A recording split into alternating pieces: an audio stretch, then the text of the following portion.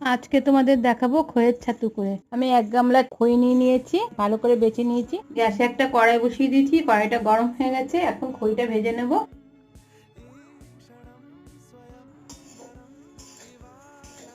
খইটা ভাজা হয়ে গেছে, নামিয়ে নিচ্ছি।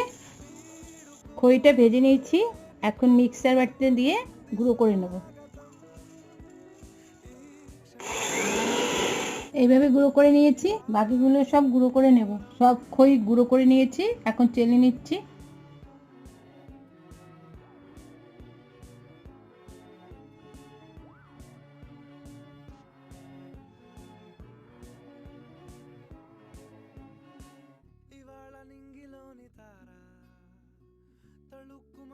ছাতুটা হয়ে গেছে, দেখো।